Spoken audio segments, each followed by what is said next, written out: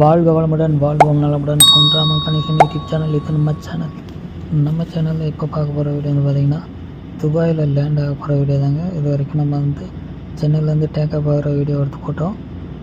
கொஞ்சம் தூரம் வரைக்கும் போகிற வானத்தில் மேகமூட்டங்கள் எப்படி காய்ச்சலிக்குது அப்படின்றத பார்த்தோம்.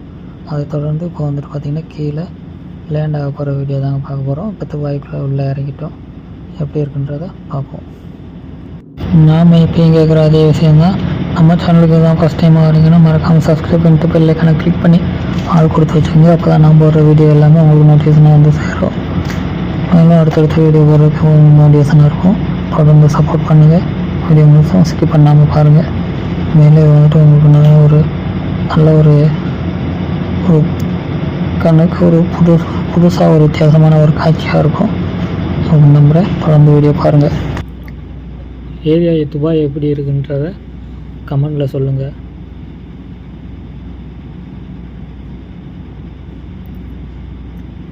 இது பூரா எல்லாமே மலை மாதிரி குமிஞ்சிருக்க பூரா எல்லாமே மணலுக தான், மணல் குவியல் தான். பாலைவனம் பூரா பாலைவனம் தான். இது எதுவுமே மலைகள் கிடையாது. இருக்கும் மலைகள் ஒரு சில இடங்களில் பாறைகளாக இருக்கும். அது அல்லாது மற்ற இடங்கள்ல எல்லாமே இது பூரா பாலைவனம் தான், மணல் குவியல் தான். அந்த மாதிரி நமக்கு பார்க்குறதுக்கு வந்துட்டு பார்த்திங்கன்னா ஒரு பெரிய மலை மாதிரியே காட்சியளிக்கும். ஆனால் அது எல்லாமே மலை கிடையாது, எல்லாமே மணல் குவியல் தான், பாலைவனம் தான். இந்த வெள்ளை வெள்ளையர் தெரு பூரா எல்லாமே ஒயிட்டாக இருக்க பூரா எல்லாமே மேகமூட்டம் தான். நம்ம கீழே இருந்து பார்க்குறப்ப மேகமூட்டம் மேலே தெரியும், வானத்துக்கு மேலே.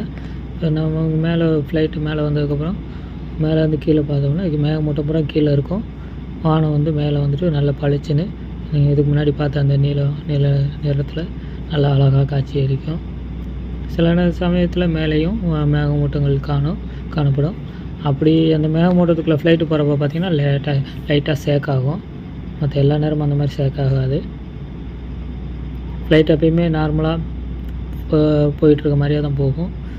அதே இடத்துல இருக்கிற மாதிரியே தான் இருக்கும், ஃபீல் ஆகும் நமக்கு. ட்ரெயினில் போகிற மாதிரி கூட குலுங்குறதோ செய்கிறதோ அந்த மாதிரி எந்த இதுவும் இருக்காது.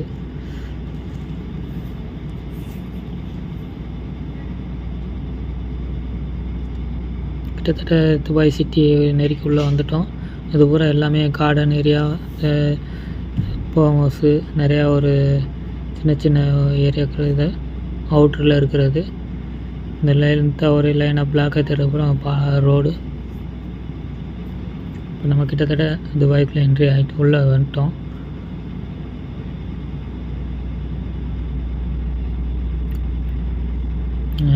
ஸ்கிப் பண்ணாமல் பாருங்கள். இதில் நல்ல ட்விஸ்ட் இருக்குன்னா நல்ல ஒரு அழகான காட்சி இருக்குது. சின்ன சின்ன கடலுக்கு நடுவில் இருக்கிற தீவுகளும், ரொம்ப அழகாக இருக்கிற தீவுகளும், அந்த துபாய் சிட்டியும் முழுசும் அதில் ஃபுல்லாக வரும். நீங்கள் ஸ்கிப் பண்ணாமல் பாருங்கள்.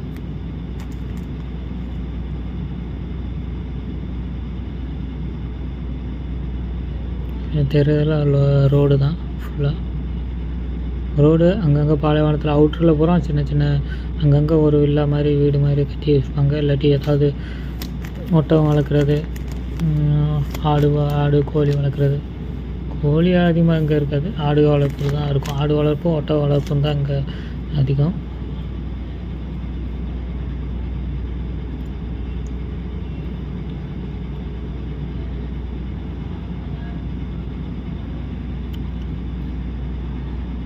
அப்புறம் சின்ன சின்ன ஒரு வில்லாஸ் வீடு, இது எல்லாமே வீடுக தான், பில்டிங்ஸ் தான். நமக்கு மேலேருந்து பார்க்குற கொஞ்சம் சின்னதாக தெரியுது. எல்லாமே ஓரளவுக்கு கொஞ்சம் பெரிய பெரிய பில்டிங் தான்.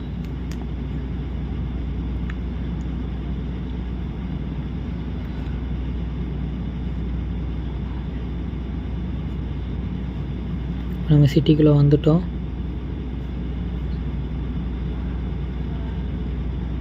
மெயின் சிட்டி புர்ஜ் கலிஃபா, அந்த ஏரியாவை சுற்றி உள்ள சிட்டி தான் இது.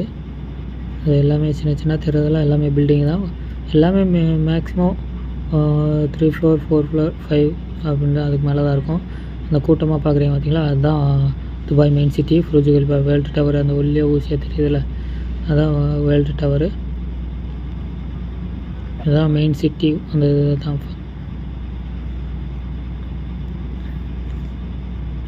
அடுத்து வந்து நம்ம அப்படியே வந்துட்டு பீச்சு சைடு கடலில் வர கடல் வெட்டி போகிறோம். எல்லாம் மணல் திட்டு செயற்கையாக உருவாக்குனாங்களா என்னன்னு தெரில. நான் செயற்கையாக உருவாக்குனதாக தான் இருக்குன்னு நினைக்கிறேன். ஏன்னா மணல் கொஞ்சம் கொஞ்சமாக தள்ளி கொண்டு வந்து இந்த மாதிரி உருவாக்கி வச்சுருக்காங்க. இப்போ நம்ம போயிட்டு ஃப்ளைட்டு போய் கொஞ்சம் கடலுக்கு சென்டராக போய் அப்படியே யூட்டன் போட்டு திரும்பி வந்து இறக்குவாங்க. நான் இந்த 6 தடவை வந்து போயிருக்கேன். இதுதான் ஃபஸ்ட் டைமாக நான் வந்துட்டு உள்ளே ஃப்ளைட்டு உள்ளே சுற்றுறத, கடலுக்குள்ளே போகிறத நான் இப்போ தான் சரியாக கவனித்து பார்க்குறேன். அது பார்த்திங்களா, நடு தீவு, கடலுக்குள்ளே ஒரு சின்ன தீவு மாதிரி மணல் திட்டு இருக்குது.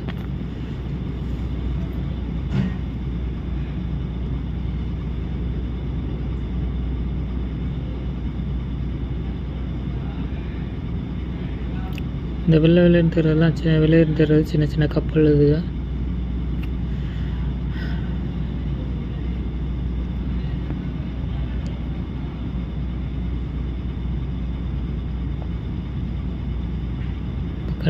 கடலுக்குள்ளே போயிட்டுருக்கு.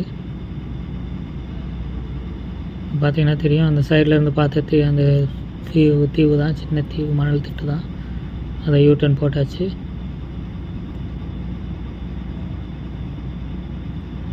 யூட்டன் போட்டு ஏர்போர்ட் நோக்கி போயிட்டுருக்கு.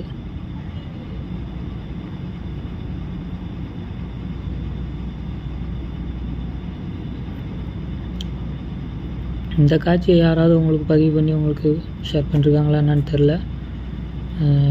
நான் வந்துட்டு என்னை சுற்றியுள்ள என்னை ஃபாலோ பண்ணுற நண்பர்களுக்கு நான் வந்துட்டு இந்த காட்சியை பதிவு பண்ணி ஷேர் பண்ணணும்னு நினச்சேன்.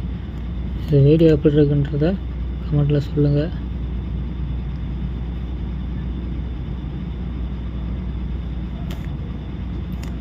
நான் மறுபடியும் சிட்டிக்குள்ளே வந்தாச்சு, சிட்டி நெருக்கி வந்தாச்சு. இதுதான் துபாய் சிட்டி.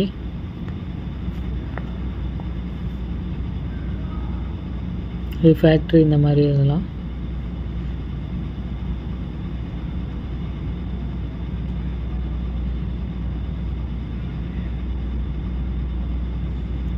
இது ஃபுல்லாக எல்லாமே வேர்ல்ட் டவர், அந்த சிட்டியை சேர்ந்தது தான், சுற்றி இருக்கிறது தான். அந்த கொஞ்சம் உயரமாக பில்டிங் இருக்குது பார்த்தீங்களா, அது பூரா எல்லாமே வந்துட்டு குறைஞ்சது 40 மாடி, 50 மாடி, 60 மாடி, 70 மாடி, 100 மாடின்னு சொல்லிட்டு நல்ல ஹைட்டான பில்டிங்ஸ் தான் அது ஃபுல்லாகவேவும்.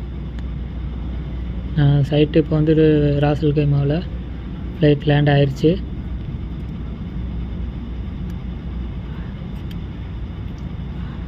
என்னோடய சைட் வந்து இப்போ வந்துட்டு பார்த்திங்கன்னா ராசல் கைமாவில். நான் வந்துட்டு அங்கே தான் வீடியோ எடுக்க போகிறேன், எடுத்து போடுறேன். நீ வந்துட்டு மெயின் சிட்டிக்கு புரிஞ்ச வெளிப்பாக உள்ள சிட்டிக்குள்ளே போகணுன்னா நீ ஏதாவது லீவ் டைமில் 2 நாள் 3 நாள் லீவு கிடைக்கிற அன்றைக்கி, ஃப்ரீயாக இருக்கிற அன்றைக்கி, சேலரி போட்டதுக்கப்புறம் தான் மெயின் சிட்டிக்குள்ளே போகணும். நீங்கள் கமெண்ட் பண்ணுங்கள், இந்த புரிஞ்ச வெளிப்பாக பார்க்கணுமா இல்லை துபாய் மால் பார்க்கணுமான்றதை நீங்கள் கமெண்ட்டில் சொல்லுங்கள். எந்த கமெண்ட் அதிகமாக வருதோ அந்த கமெண்ட் இது, அந்த ஏரியாவை நான் வந்துட்டு உங்களுக்கு வீடியோ எடுத்து என்னால் முடிஞ்ச வரைக்கும் நான் வீடியோ எடுத்து ஷேர் பண்ணுறேன்.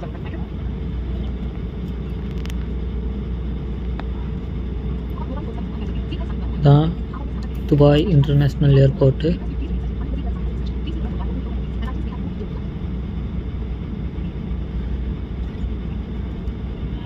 ஷார்ஜா ஏர்போர்ட் பக்கம்தான், இருந்தாலும் ஏன் துபாய் ஏர்போர்ட்டு டிக்கெட் போட்டாங்கன்னு தெரில. டிக்கெட் கம்மியாக இருந்திருக்குன்னு நினைக்கிறேன். ஏதோ ஒரு ரீசன், அதுக்காக துபாய் ஏர்போர்ட்டு டிக்கெட் போட்டாங்க. எங்களுக்கு வந்து சோனாப்பூர் கேம்புக்கு வர்றதுக்கு வந்து ஷார்ஜா ரொம்ப பக்கம்.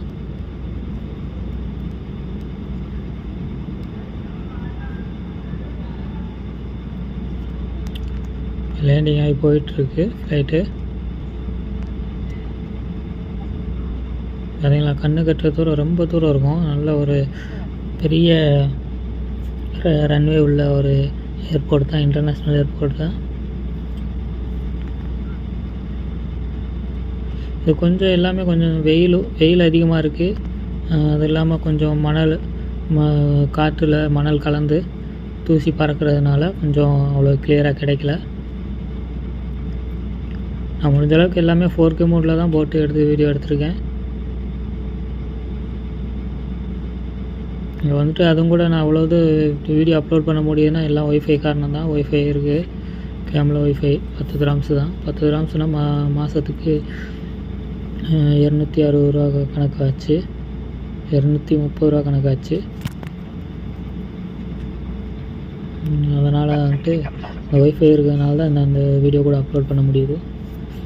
இல்லைன்னா நம்ம ஊர்லலாம் இருந்தால் அவ்வளோ இது, நம்ம ஊர்லனா இது சிட்டிக்குள்ளே அப்லோட் பண்ணலாம். நான் இருந்த வில்லேஜில் வந்துட்டு இது சாத்தியமே கிடையாது. கண்டிப்பாக அவ்வளோ குவாலிட்டியெல்லாம் அப்லோட் பண்ண முடியாது.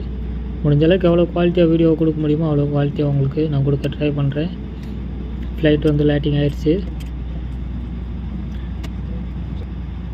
அவ்வளோதான், எல்லாமே அவரோட லக்கேஜ் திங்ஸ் எடுத்துக்கிட்டு இறங்க வேண்டியது தான்.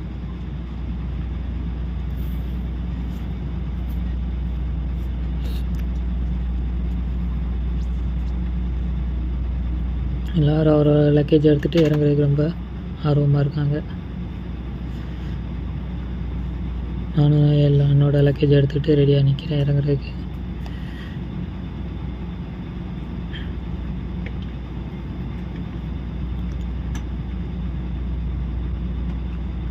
ஃப்ளைட் கொஞ்சம் லென்த்தான ஃப்ளைட்டு தான், நல்லா இண்டிகோ ஃப்ளைட்டு. நான் கொஞ்சம் நல்ல நீளமான ஃப்ளைட் தான்.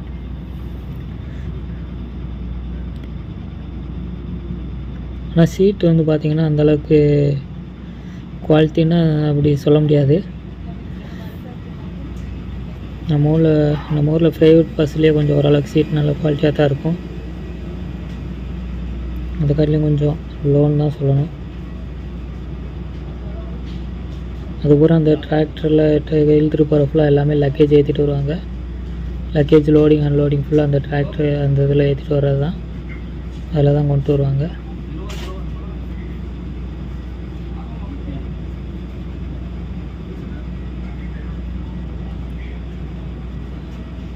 நம்ம வந்து ஃப்ளைட்டு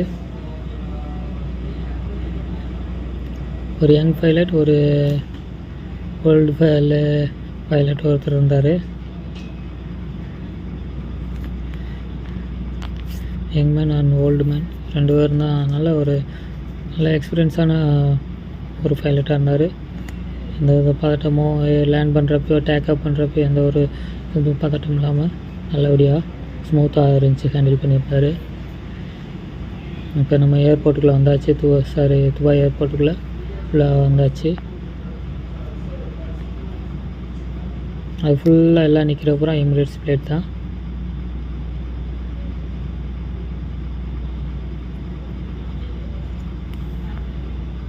நம்ம ஊர் பஸ் ஸ்டாண்டில் பஸ் நிற்கிற மாதிரி தான், பஸ் நிற்கிற மாதிரி நல்ல வரிசையாக நிற்கும்.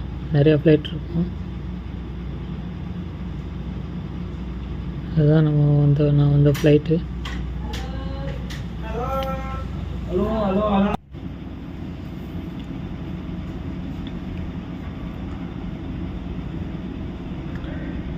ஒரு வழியாக துபாய் ஏர்போர்ட்டுக்குள்ளே வந்தாச்சு. ஃப்ளைட் இறங்கி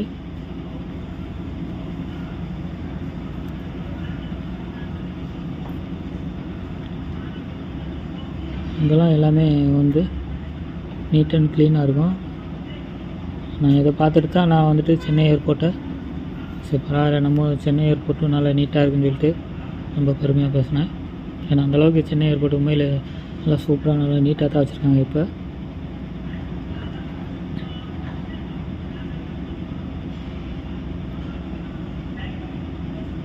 இங்கே வந்துட்டு ஏர்போர்ட் அந்தளவுக்கு கொஞ்சம் நீட்டாக இருக்கும்.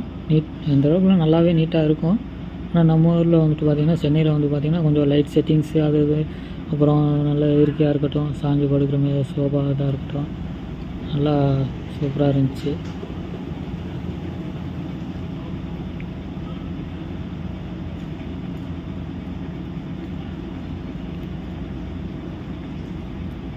நம்மளால் நடந்து போக முடியாமல் இல்லை, ஏன்னா லக்கேஜ் வேறு கொஞ்சம் வெயிட்டான இருக்குது. இது வந்து கொஞ்சம் சும்மா ஒரு என்ஜாய்மெண்ட்டுக்காக, ஒரு வீடியோ எடுக்கிறதுக்காக இதில் போய் வீடியோ எடுத்து போட்டிருக்கேன். ஆனால் நான் பொதுவாகவே இல்லை, சைடில் ஓடி நடந்து போயிடுவேன். கொஞ்சம் நடக்க முடியாதவங்க, கொஞ்சம் வயசானவங்க வந்து அதை யூஸ் பண்ணிக்கலாம், அந்த லிஃப்ட்டை.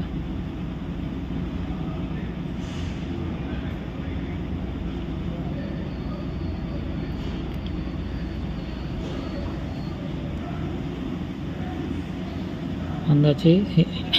இப்போ வந்துட்டு பார்த்திங்கன்னா ஏர்போர்ட்டில் வந்து நம்ம ஏர்போர்ட் ஆஃபீஸ்க்கு வந்து நம்ம உள்ளே போனோம். இப்போ வந்துட்டு பார்த்திங்கன்னா மெட்ரோ ட்ரெயினில் ஏற்றிட்டு போவாங்க. நம்ம வந்துட்டு மெட்ரோ ட்ரெயினுக்காக வெயிட் பண்ணிகிட்ருக்கோம். மெட்ரோ ட்ரெயின் வந்ததும் ஏன்னா ஃபஸ்ட்டு வந்து எல்லாமே ஸ்டார்டிங்கில் வந்தவங்க எல்லாமே ஏறி போயிட்டாங்க. நான் வந்து கொஞ்சம் ஃபஸ்ட்டு வந்து அவங்க பூரா ஏற்றி இறக்கி விட்டுட்டு திரும்ப ரெண்டாவது வந்து இருக்கவங்க பூரா ஏற்றி பேரண்ட்ஸ் உள்ளவங்களே ஏற்றி இறக்கி விட்றாங்க. நன்றி. மீண்டும் அடுத்த வீடியோ சந்திப்போம்.